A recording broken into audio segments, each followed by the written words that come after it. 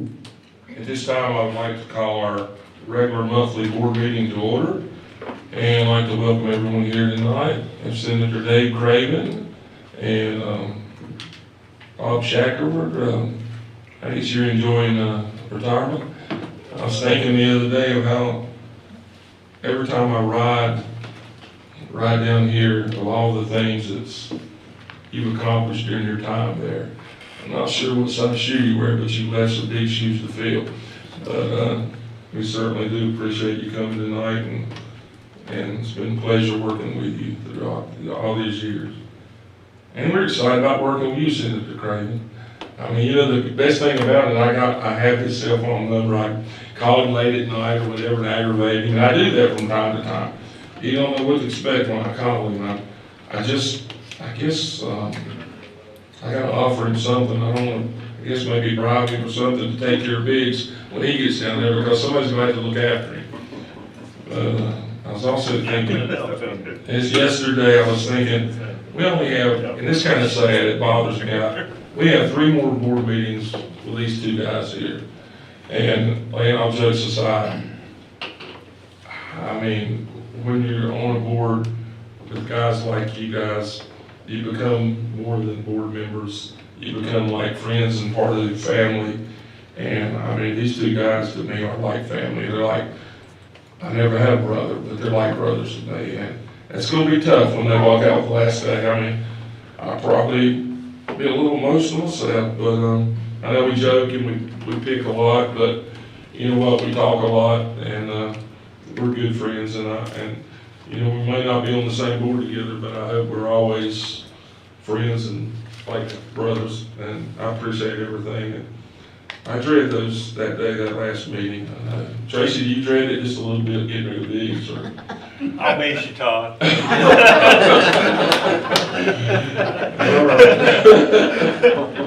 At this time, I'm going to ask Mr. Cutler, would he please send a word of prayer? Let us pray.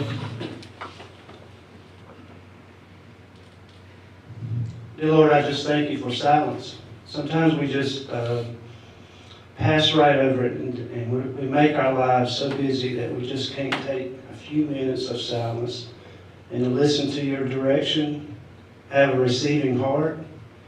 I just give you all the praise and glory for everything in our lives every day.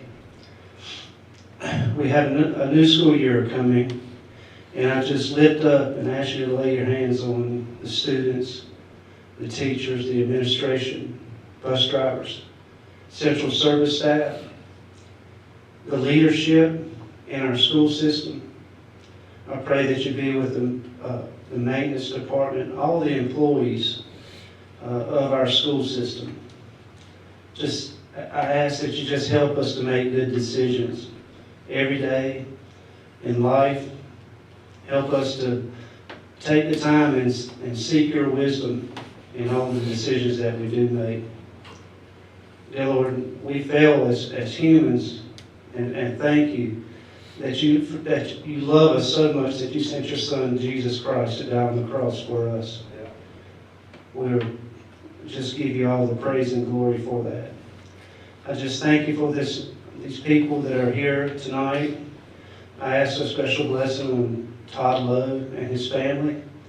I also ask that you just be with anyone here on our board listening, that you're there for them every day. If we just take the time and seek you. I ask all these things in Christ Jesus' name. Amen. Amen. Thank you, John. At this time, would you stand for the pledge of allegiance?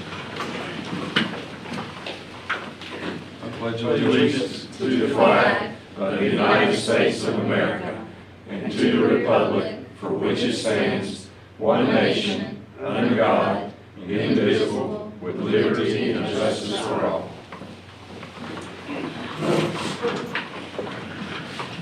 Okay, Dr. Caney will share some, I guess you're ace the first year, and it seems like it's been forever, that you can share normal comments about school, and that's a great feeling, isn't it? It is, and looking forward to the 29th. We've already opened the early college, but just want to share some things with you, more members and members of the audience. On the 3rd of August, we had our great opening school meeting with our principals, assistant principals, and central service administrators. I want to say a big thank you to Mr. Albert Lassiter, acting president of Randolph Community College, for allowing us to use a beautiful facility at RCC and for making sure everything was ready for us. And Albert is a great teammate of ours. On the 9th of August, a very exciting night, Apprenticeships Randolph signing event. We had our 6th group of apprentices selected that night. 17 total apprentices were selected, 10 were from our school system. We're up to 21 local companies, and Dr. Shackford remembers when we started with 10 or 12. It's continued to grow, and I just want to say a thank you to all the staff members, parents, and friends who attended the event in support of our students. I also want to congratulate the students. I think they need to be congratulated for taking advantage of this great opportunity. We also that night had a graduation ceremony for the 2nd group of students who've gone through the program completely. There were 12 in this cohort. They were selected 4 years ago, and I want to just note that this program is available at any high school student in this county, whether it be private, homeschool, charter, Ashburn City, Randolph County school system. And to date, with the group that was selected the other night as apprentices, there have been a total of 107 students selected as apprentices, and I'm very proud to tell you that 81 of those 107 have come from the Randolph County school system. So again, I'm proud of our students and our families for taking advantage of this opportunity. I think it is valued at $135,000, the whole program, between, you wind up with a job, you wind up with a journeyman certificate, and you wind up with the associate's degree. So it's very exciting. We couldn't do it without Randolph Community College, though, and we're going to recognize Dr. Shackford in a few minutes, but he was right in the middle of this when it started, and it's one of the most special things I've been involved in my career. The next night on the 10th, or next morning on the 10th, we had a chance to meet with our first-year teachers, and I had a chance to speak to them. Actually, it was multiple days, but that was the day I spoke with them. And it was a 3-day orientation event, and again, I want to say a big thank you to Mr. Lassiter, acting president of Randolph Community College, and his staff for again allowing us to use the facilities. And a big thank you to Andre Haynes and Sean Hildreth for planning this event. It's a great event every year, and it was just great to see the talented teachers in the room.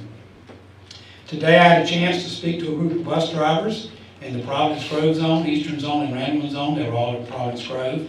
Welcome them back for the upcoming school year, and I'll get to speak some more tomorrow as well as on August 24. And also on August 24, I'm going to get to go and speak to our child nutrition staff. And I want to say a big thank you to Wendy Anderson, director of our transportation department, and Kelly Green, director of our school nutrition department. They are fantastic leaders and do a great job. And I just want to thank them for all their work, and also thank all of our bus drivers. I told them today, we know what the workforce looks like, and they've chosen to be a part of our school system, and I know they have other places they could choose to be, but I just appreciate they've chosen to work with us and help us with our kids, getting them to and from school. I want to recognize 2 special individuals in our school system. First, Brittany Williams. She is a teacher at Southeastern Randolph Middle School, and I learned last week. She is the 2022-2023 recipient of the Linda Petty Honored Educator Scholar Award. And this comes to North Carolina Center for the Advancement of Teaching. She'll get to go to a seminar of her choice.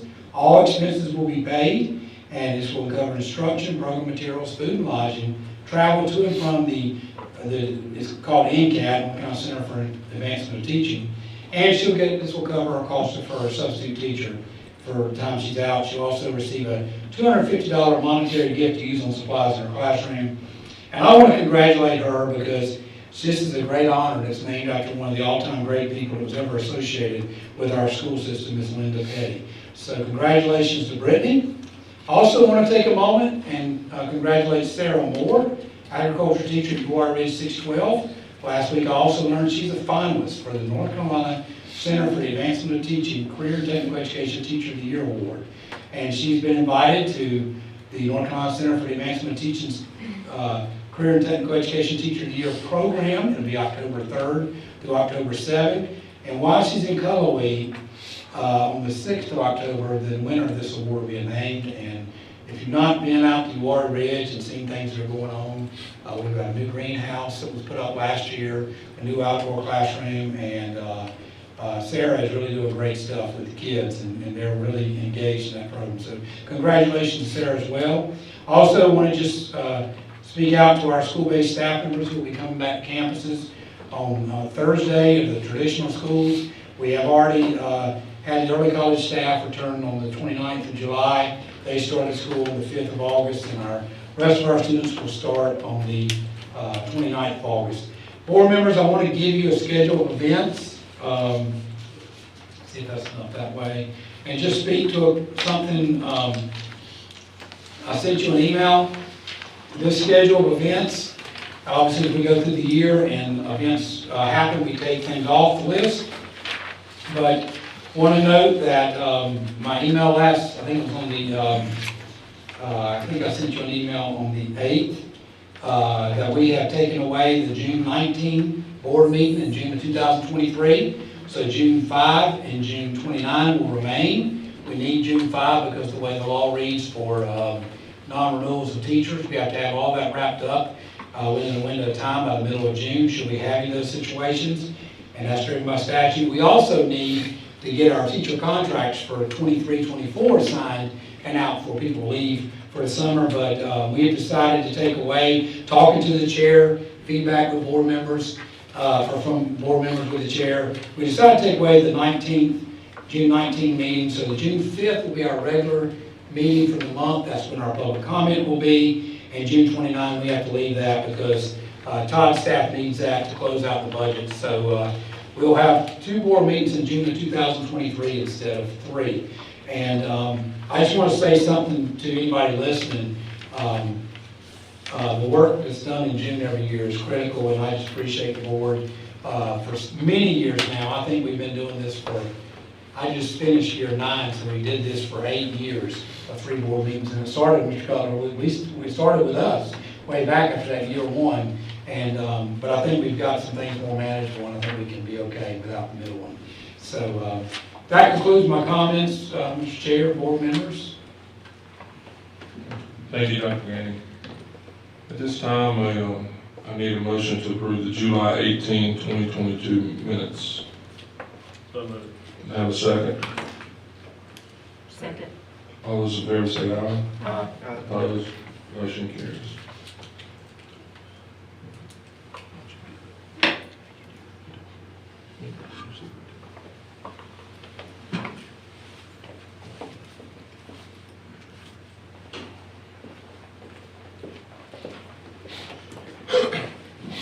All right, good afternoon, Mr. Cook and all of our board members, Dr. Gaines, our guests.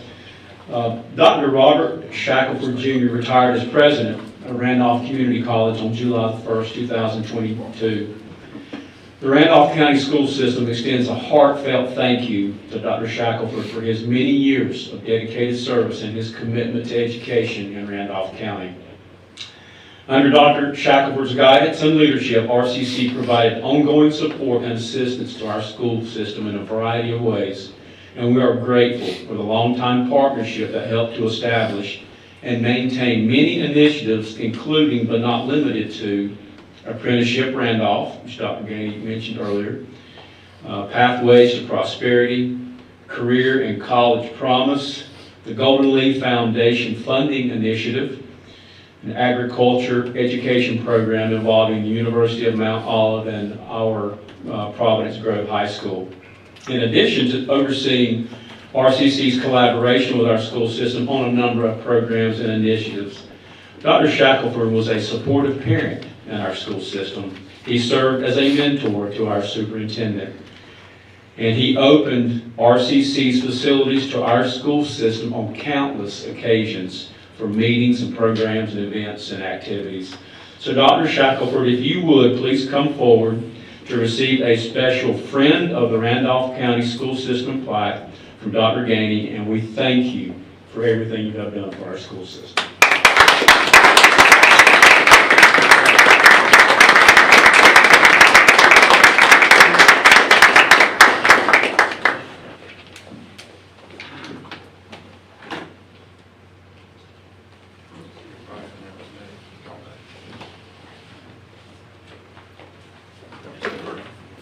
Dr. Shack, what do you want? Go ahead. I'm just speechless at this. It's something that's been an honor to do. And when I came here as president, I told the board of trustees that it's all about relationships. I said, we won't accomplish anything without relationships.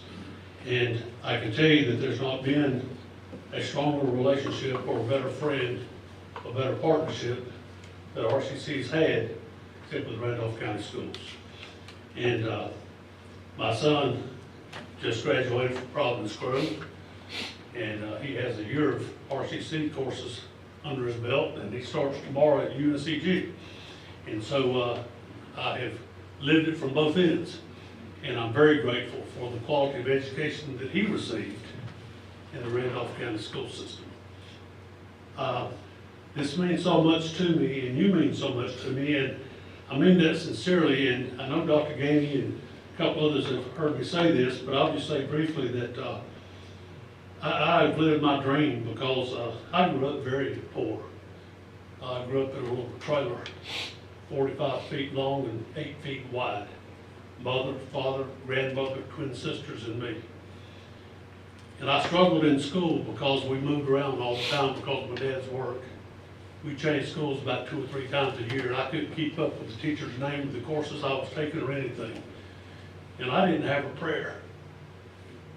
I didn't grow up saying, when I grow up, I'm going to do this or that, because I knew I couldn't do anything. And my mom sat me down when I was about 10, and she said, son, if you get your education, work hard, you can be anything in the world you want to be. I wish you were alive tonight. The reason I've done what I do, RCC and with you, is because the passion and joy of my life is to take the gift my mother gave to me and give that to other students who were where I was. Thank you, and God bless you. Dr. Jackson. I'll check. Keep going back up. Not quite finished with you yet. There's one more person here that has something for you.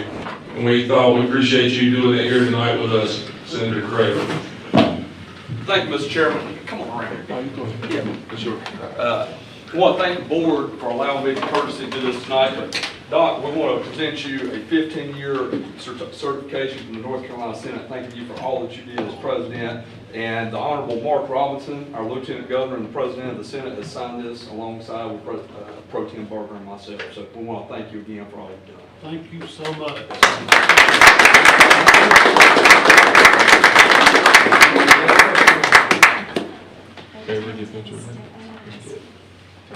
One, two, three. Thank you. Thank you so much. Dr. Shackle, Thank you so much. thank you, Senator Craven. Before you sit down, many people don't know this, Tim knows it now, but I think I was named superintendent on April 2nd, 2013, I think might have been the date. But I was, there was some time after I was named where I wasn't here, that I may come some and we were interviewing principals. But one day I get this letter in my office, and it's Bob Shackle. And it was a welcoming letter, it was a handwritten letter, it was unbelievable, and I have that letter and never forgot that. And that's, to me, that's how you build community. I knew nobody here other than the 7 board members who interviewed me, didn't know where I was going, but felt like it was a good situation. And then for a highly acclaimed president of community college to take the time to send a handwritten letter, that was something to never forget. Well, you've been a friend as well as a colleague, and I appreciate and admire what you do. Thank you. Dr. Shackford, I just want to know if they kept you on contract as the acting coach for the new commercial. Well, I think I was better known for the commercials than being president of college. I'd go out and eat Kernersville or something. Aren't you on the commercial? I wouldn't miss that. I like the car commercial best. Yeah. This is very special. Thank you all so much. Thank you so much. Thank you, Dr. Shackford. Come on, Adam, do this.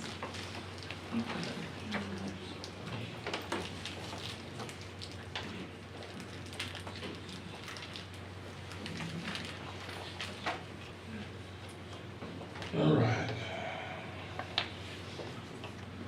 This time, we had no one sign up for public comments tonight.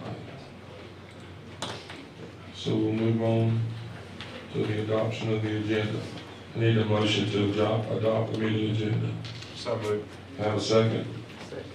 All those in favor say aye. Opposed? Okay. This time we're going to move on to information, finance, and budget. Good evening, board members. That's a hard act to follow, because all I have is a memo with 4 contracts on it, so. Per board policy 6420, I have 4 contracts tonight that exceed $50,000, so I'll present these for your information. The first one is White's International Trucks, bus repair and replacement parts. That's just another blanket PO. You'll probably see a few of those this year. As we do those, that is a state contract vendor, so we're okay with the threshold there, not needing an approval. Instructure Incorporated, that's our Canvas subscription, $74,425.43.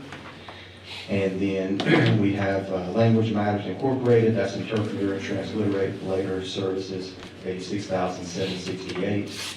And then the last one is the Stepping Stones Group LLC, and that's for speech language services, $82,258.50. I will say those last 2 are close to the $90,000 threshold that requires your approval. The EC department will monitor those throughout the year, so if we get ready to cross that threshold, we'll come back for your approval. Any questions? Thanks, Tom. Ms. Ashworth? Good evening, board members. Tonight I bring to you the Randolph County School System's alternative education options for students who are long-term suspended. And there's been no modification of this plan. You've seen it for several years now. But as a reminder, this plan applies to students who are removed from their classrooms and are not eligible for our ISS Intervention Center or the Intervention Center Aggressive Replacement Training, which we often call CART. The document also shares with you that we have a plan for each grade level span. And again, it's for those students that are not eligible for the other options. And it will be offered and provided to any long-term suspended students. So I brought this tonight again as an informational item, and I'll be happy to answer any questions. And board members, this works very well. The schools and the central service staff, the director, work very closely to make a plan, and our board policy says we should review it regularly. So we bring it every year in August in the work session where this is an information item. And General Statute 115C 390.9 requires us to offer an education option to a child who's long-term suspended. If a child has an IEP, this is not used, it's worked through the IEP. So it's worked well for our school system, and Atlanta's very involved, Kathy Waddell's very involved, as are the directors and the principals and school level staff. So it is, and appreciate, because I think we originated this, Elizabeth. I think we were involved in the original draft of this way back. Seems like way back, it's getting way back. Thank you. Thanks. Thank you.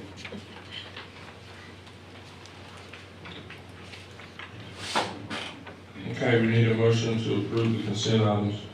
Can I ask a question before we do that? Okay. Dr. Gainey, on these 3 services, contract services, Yes. do we have to vote on them because they're above 90,000? You're essentially voting, yes, when they're 90 or greater, we have to bring them for approval. Okay. Per board policy 6450. So it's not part of an action, we can approve it with the consent? Yes, your consent.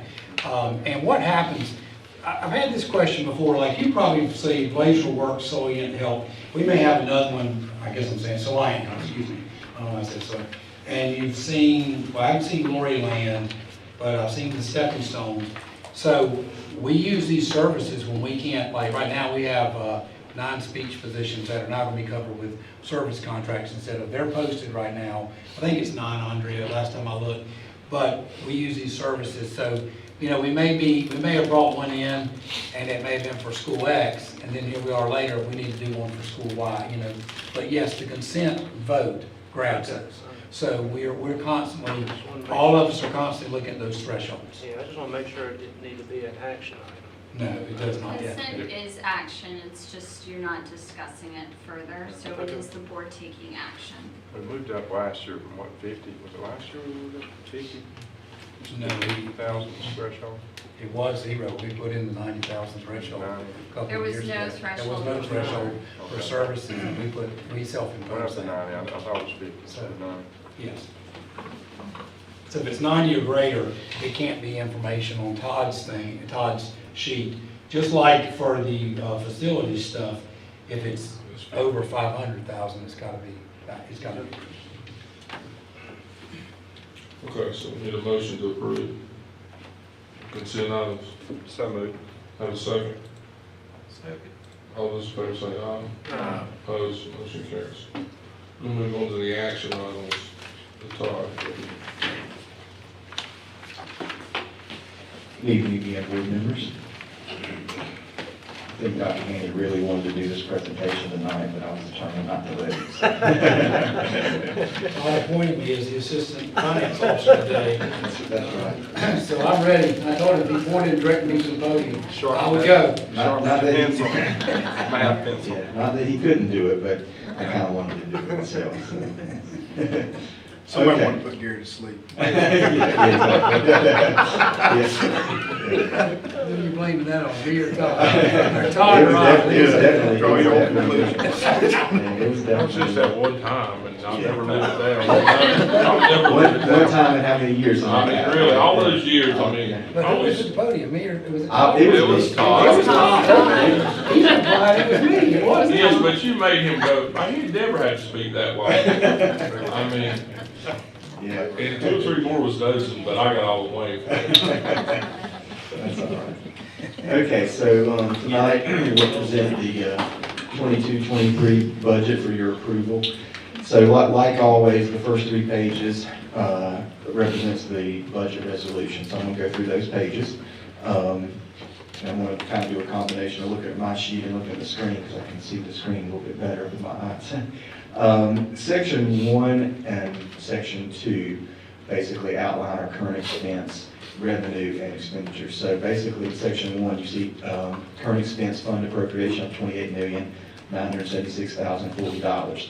And then the way that breaks down in Section 2, county appropriations $22,334,040.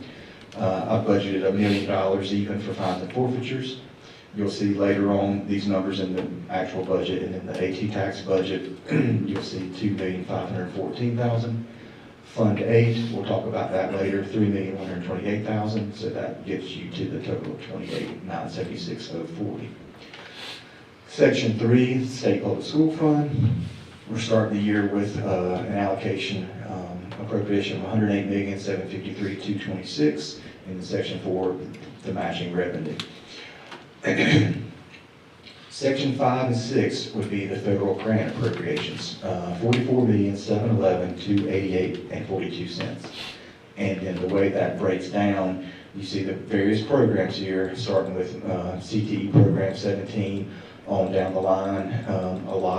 You see a lot of ESSER programs, and as we get down to the bottom, or near the bottom, our biggest ESSER budget at this point is what we call ESSER 3, just the basic ESSER 3, emergency relief, $29,682,492.82. That's our beginning budget this year. So $44.7 million in federal revenues. A lot of that attributed to COVID and ESSER money. Section 7, Section 8 would be a child nutrition appropriation, $12,197,572. Breaks down between local funds, which is made up mostly of in-house sales for lunches and breakfast, $5,107,750. And then federal funds, mainly USDA grants, $7,089,822 for the $12.1 million total. And then sections 9 and 10, capital outlay, appropriation $3,224,170.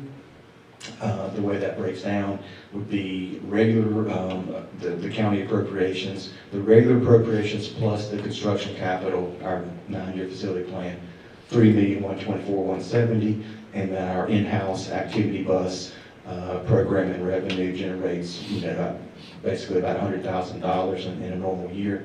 So that gets us to our total of $3.2 million. So then there at the bottom, you'll see the total budget, all funds to begin the year, $197,862,296.42. Are there any questions about the resolution before I move into the different funds? So basically, On the estimate, we still have, there's money in there that, as far as for the people we have in central office doing like the contact tracing, whatever we're doing now. We have two people because when we're dealing with positives, it's not contact tracing, it's just I know. the positives and the symptomatic. We reduced that down to 2 from 5. We did that back in April. okay. So, first page right here, you'll see the current expense revenue. So, by law, there's only 2 line items in current expense revenue and the Fund 2 revenue, and that's county appropriations. And so in the 22-23 column, you'll see the county appropriations, $22,334,040. And then I budgeted $1 million for fines and forfeitures, which is $150,000 less than what we budgeted last year. That's more of a realistic number. So that gets us to a current expense budget for Fund 2 of $23,334,040. That's an increase of $677,684 when you net the 2 revenues together. The county appropriations represents a 3.85% increase in what the commissioners allotted to us. So, like always, we'll kind of go through and hit the high spots in the line item budgets. Most of what you see will be salary increases, benefit increases based on the state raises. And remember, you'll see some pretty large amounts in some of those categories because remember the $15 minimum goes into effect this year for our classified staff. So you'll see some areas where there's quite a bit of additional money in those line items. And then you'll see a few supplement line items, even though we did do a supplement increase because it's a percentage base. I have to throw a little money in those supplement line items too when the salaries go up. So we'll just kind of go down through here, Sheena. I'll just kind of try to stop you. But page 2, or the first page of the expenses here, you see a couple different areas, teacher supplements, and then you see some support programs. And we go on to page 3, more support. We've got insurance line items here with some increases in them. And then at the bottom, we have our charter school. We typically, recently I did budgeting for 50 more students. And so that equated to about $74,000. This year, you see that increase at the bottom. We move on to page 4. Here's a good example. If you look at this section has some sub-pay in it from the local side. It has computers, technician, technology staff. It has some custodian salaries in here. And you see it at the bottom of that section, it's a $333,400 increase, mainly due to the $15 minimum wage, because that was a pretty big jump for a lot of people, going from $13 to $15, salary. Next section, just some salary and benefit changes. Page 5, we have some support services there, and then the second section, page 5. I've reduced, I'm going down a little bit, Sheena, there you go. I've reduced several of these line items, or about all these line items. These are benefits for locally paid employees, whether it be longevity pay, bonus pay, annual leave pay when people resign or retire, some disability payments. And I've adjusted it down a little bit just based on past history on what we're spending. We haven't been really spending that much money, so I conservatively adjusted that down by $44,700 total in that section. Page 6, if we come on down to page 6, about right in there somewhere, that's the transportation section on the local side. So, of course, we always have a local transportation budget to supplement the state transportation money. And for the fuel, basically, I plugged in what I could there to kind of balance out things. So increase the fuel allotment, by $40,000. We can always use plenty more money there. Hoping our transportation budget is, worked out a little bit better than it did last year. As you know, we spent quite a bit of local money last year to support the yellow buses. And the next page is the last page of Fund 2. And if you come on down, you'll see the energy expense there. I've increased that, but remember that, and we'll look at it when we get to Fund 8, I split the energy expense between Fund 2 and Fund 8 because the only revenue I have in Fund 2 would be the appropriations from the county and the fines and forfeitures. All the additional revenues are in Fund 8, whether they're specialized revenues or general revenues, they're in Fund 8. So you'll see another line item for energy. And it's been like that for a few years now, but I was just bringing that to your attention. But the increased energy cost in Fund 2, but actually you'll see I've decreased it a little bit in Fund 8, which is just a balancing act between the two funds. Really doesn't matter which one we pay it out of, it's all local money. I also mentioned the custodial supply allotment. You see that I've decreased that.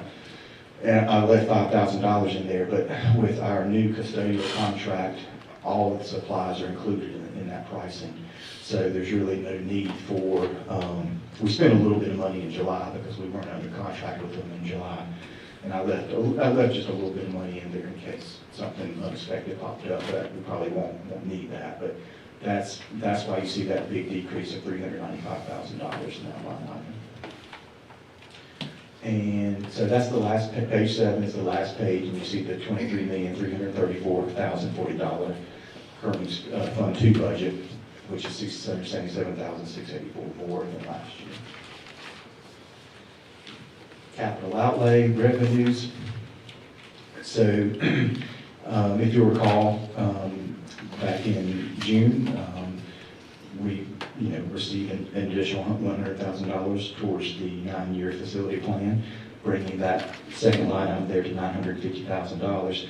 But we also, because the percentage of students in our district versus Ashburn City's district shifted a little bit in our favor this year, so we automatically picked up another $15,099 in the regular appropriation line item. And then the other line item there is just once again, our activity bus in-house program. So that's the total capital outlay budget, $3,224,170. From the commissioner's side, the increase in county appropriations amount to 3.83%. There's one page of capital outlay expenses.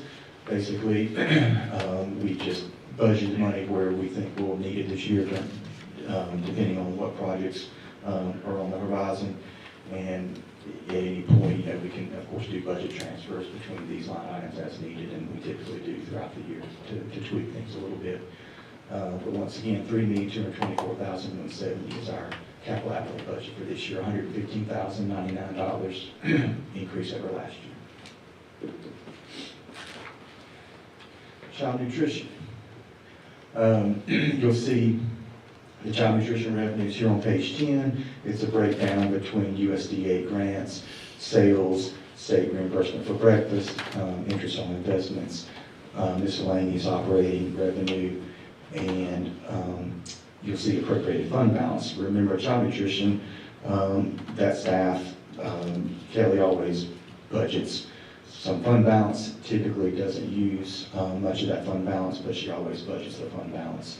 And basically, the budget's a little more inflated than what we see on the current expense side. But that's fine, that works for them. So the total budget this year would be $12,197,572. That's $1,570,072 more than last year. But once again, unless she buys a lot of equipment or something to that nature, she typically does not use that type of fund balance. And this did not change from the proposed budget that was that we presented last spring. So a couple pages of child nutrition expenses, and then if we look at page 13, is the AT tax budget. So the revenues here projected Current year revenues, I projected $2,460,000.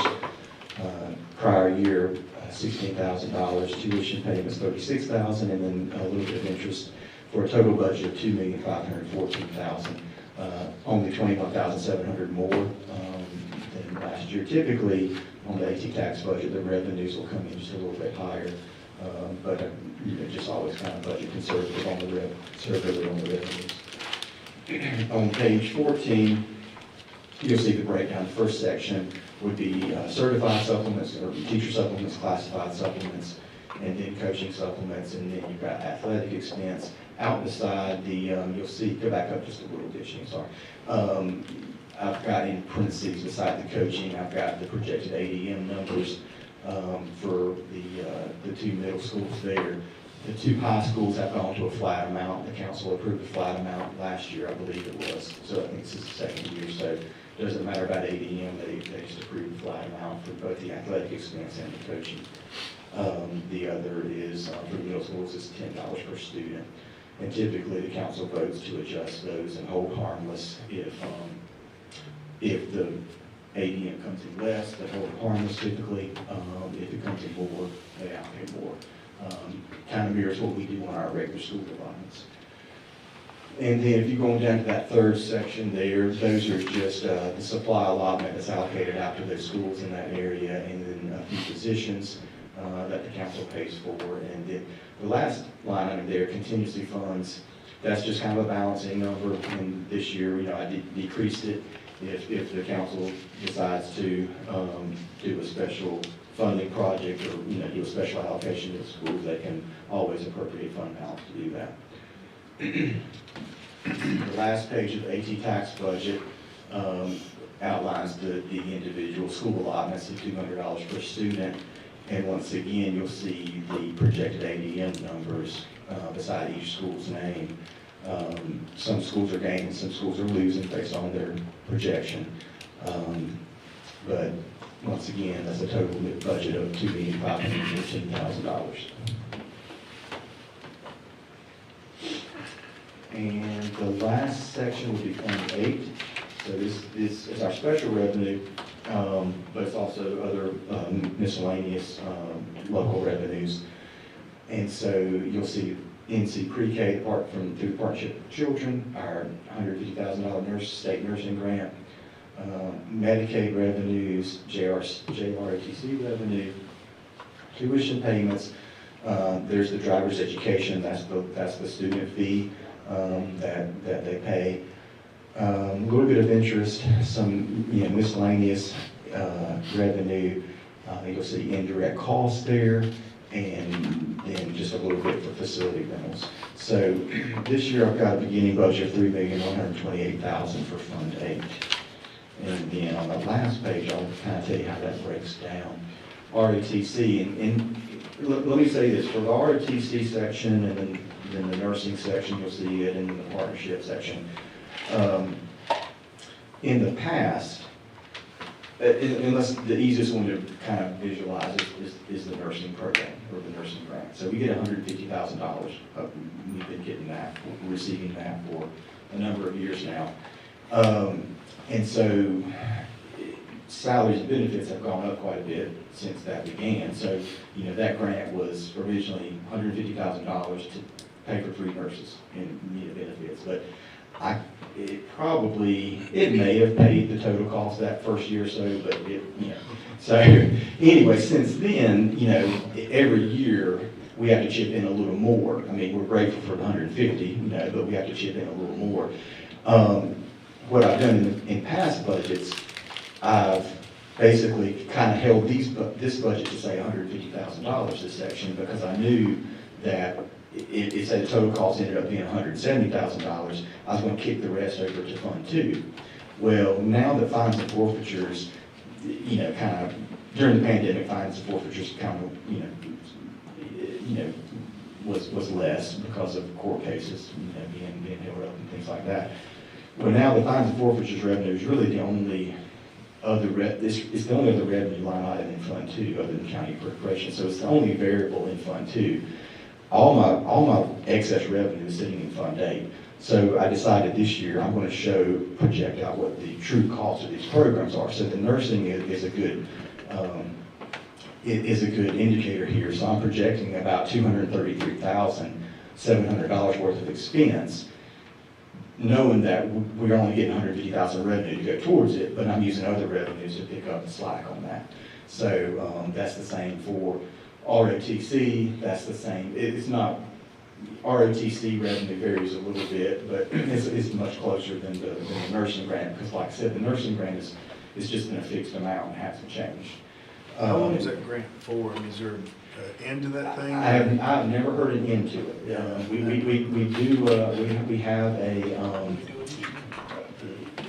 have a, we have an agreement each year. We do some paperwork each year.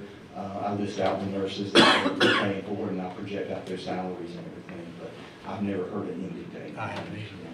I hope it continues, because $150,000. Yeah. It'd be nice if it increased to keep up with salaries and benefits, but we'll take what we can get. So can't we ask for more, because it might take it away? We don't want to lose our Just $150,000. the best part, they maybe they might out. Yeah. So it's the grant the health department has, they divvy it out, because part of that also pays for some nurses as well. Yeah, It's exactly. the health department grant that's shared. Yeah. The money comes from the state, flows through the health department, basically, and that's who reimburses us, yeah. But anyway, so that kind of explains why some of these are very large increases in these sections. I just wanted you to know that it's not that the expense is increasing that much, it's just I've been using Fund 2 to pick up the other expense for the most part, but it just makes more sense to pick it up out of Fund 8, because that's where all my additional revenues are coming from now. So if we're going down, you see the driver's education. That's not the case in the driver's education. That truly is whatever revenue comes in, it supports the program between the student fee revenue here and the state revenue. And the energy here's what I was talking about, the energy. Basically, $1,646,900. Look, that number plus the number that was in the Fund 2 budget, that's what I projected we'll need to cover the energy costs this year. It just so happened that it reduced this budget line item by $16,800. There's no special magical number there. It's just, I just, came up with a projected total energy cost and divided it between the two budgets based on the revenue I had available in Fund 2 and the revenue I had available in Fund 8. Okay. So that's the end of the budget there, and so we would just, any questions, and then we'll proceed. I got one question. I brought it up a couple months ago, and the USDA funding, and it was in the news a while about USDA funding being pulled for Title IX. Is there any more conversation for that if we're not upfitting our school to meet their guidelines and guidance, because that's a big pot of money. Obviously, it would take a tremendous amount. I wouldn't be for it, but it would take a tremendous amount of money to upfit the schools, millions. I have not heard any more about that topic. I have not heard anything about it either, so you're right. They have it on their website, and I didn't know, but it would take, like I said, I'm not for it, but it would take millions to upfit for what they're asking to happen. I don't know where we'd get that money if you wanted to do it. No, I have not heard in Kelly Green. I have not. She hasn't. That's good, because that would be a big detriment. You're right. In more than one way on the county. Right. Any other questions? If not, I would need an approval for the 22-23 budget. Okay, no more questions. Need a motion to approve the superintendent's 2022-2023 budget. So moved. Have a second? Second. All those in favor say aye. Aye. Opposed? All right, you got that? Thanks, Todd. All right, moving on to. At this time, I move that the Randolph County Board of Education will enter into closed session pursuant to North Carolina General Statute to preserve the attorney-client privilege, to discuss confidential personnel matters protected by North Carolina General Statute, and discuss confidential student matters if needed, protected by FERPA. All right, we have a motion to go in closed session, have a second. Second. All those in favor say aye. Aye. Opposed? All right, we're in closed session.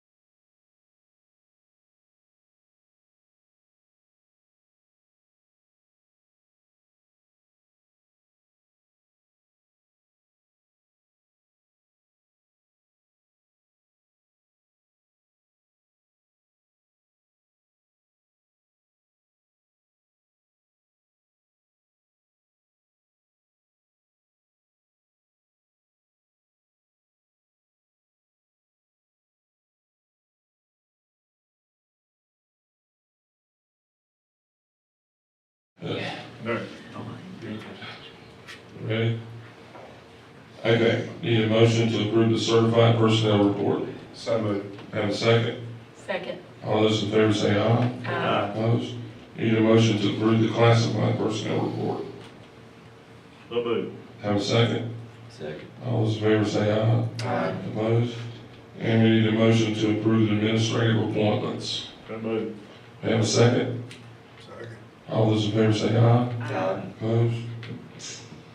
Nothing further, we need a motion to adjourn the meeting. So moved.